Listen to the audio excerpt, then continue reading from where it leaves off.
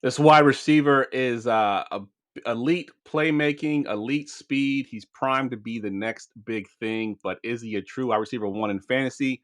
Let's dive in on the next going for two scouting report. What's up? I'm here with Ryan as usual, and we are talking about Luther Burden the third. He is a 5'11", 208 pound receiver from Mizzou. I think he's ranked by most people in that wide receiver two, wide receiver three range in this draft behind Ted McMillan.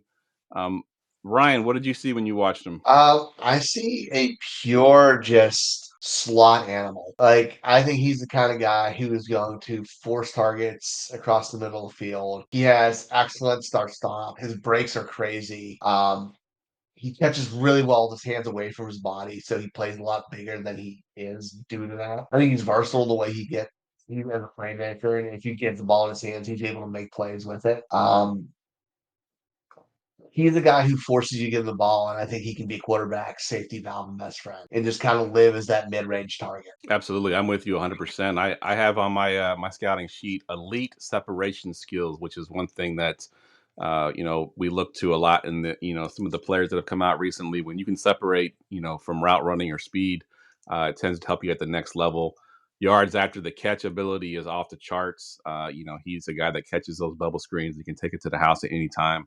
Same with you. I had natural hands catcher. He catches every pass with his hands. He doesn't let it get to his body and elite ball tracking ability. I mean, some of the catches that he made, I don't even know how he knew where the ball was. It was pretty insane. So yeah, he definitely. I think he's my receiver two currently in dynasty rookie drafts. And if you watch him for any length of time, you'll know why. He's pretty exciting to watch. Any negatives that you saw? I don't know if he could be a true outside wide receiver. I think you have to move him around. I think he has to live off the middle of the field. I think there'll be a point where in the NFL he might get bullied by bigger corners. There's not a ton, but like the way the NFL teams use the nickel now, I think it's a little bit different. It can cause some areas of concern, especially when he's not moving around to the outside as much. It's not huge, but it's there. And I don't know if the ups, I think the floor is really high, but I'm not sure on the ceiling as much with him. Like, I Yeah, don't know. I don't think he's capped. I don't know if he can be into that top 5 to 7 wide receiver in fantasy range. I think he could just be a high end wide receiver two, low end wide receiver run one for a long, long time though. So I think he's a little bit capped there, but that's not a bad thing. no, I agree 100%. Only thing I saw that I can really nitpick on was he had a few concentration drops. I mentioned his elite hand ability and his elite ball tracking ability, but he did have some of the easier catches that he had to make. He dropped those for some reason because his concentration was broken because it was too easy to catch. And he occasionally rounds off his routes, a little bit of a limited route tree as well. But again, just nitpicking this guy, he was fun to watch. He jumped out at me on the screen for sure. He will still get beat on jump balls. Like as well as he does it, he's still smaller, and on like those situations, it's going to be an issue at times. Like he's Agreed. going to be beat up top. Agreed, 100%. Let's talk about teams and fit. Anywhere that you would like to see him land for fantasy purposes? I'd like to see him. It's funny.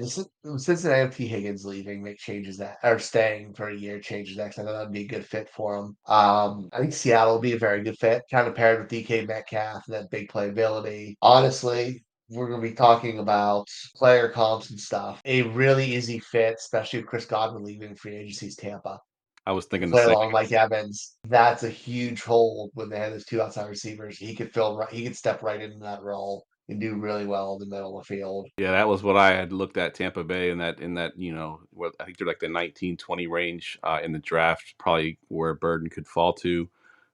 He would that would be a perfect fit there if Godwin was to move on, or even if Godwin stays. I still think that he has a role there. Another one a little bit further down the line there would be Houston. Obviously, Tank Dell had that terrible, terrible injury. He's going to be out for at least this year, if not next year as well. Stephon Diggs was on a 1 year contract, so he's likely gone. So Nico Collins is the only guy there. So if they can get a guy like Luther Burden to take off the quote unquote burden off of Nico Collins being the wide receiver one there, that I think could he go did there. as well. Let's talk about some comps here. I know you struggled a little bit with your comp, but did you come up with one for him? I can't like three almost immediately, just because I think he falls in that range of player within a couple inches, play style. He does a little bit of what all of them do because they're all kind of similar. Like Terry McLaurin, DJ Moore, and Chris Godwin type. Like they all do very similar things well. I think he runs strong like McLaurin with the ball in his hand. I think he has breaks similar like what DJ Moore has, kind of that well-roundedness of Godwin. We live in the middle. Like, I think he does a lot of what they do well in many situations. They're all very similar receivers in that way, and that's why I said like he's a kind of just to be very, very good, which is all of them, and they've made a career being very, very good in slot. Agreed. I had two slot receivers that I kind of mixed together to create my comp, and I picked Randall Cobb with a mix of Percy Harvin. He has the big playability that those guys had, especially with Cobb early in his career when he was still doing kick returns and punt returns as well. Percy Harvin, of course, dealt with some migraine issues and some headache issues, but when he was healthy, he was exciting to watch. They found different ways to get him the ball and be creative.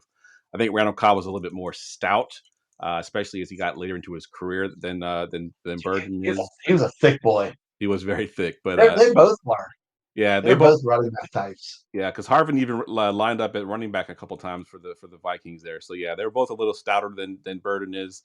But I do think as far as play style and the way that he's going to be used in the NFL, I think yeah, those two comps fit pretty well for him. Anything else you wanted to add here? No, just don't overthink it with him. Like he was boy. Agreed, 100%. All right, that wraps up Luther Burden III. Be sure to follow us on YouTube and TikTok so you can catch all of our Going for Two scouting reports. We'll be doing these pretty much all off season. So catch us on goingfor2.com, TikTok, and on YouTube. Until next time, gentlemen, thank you.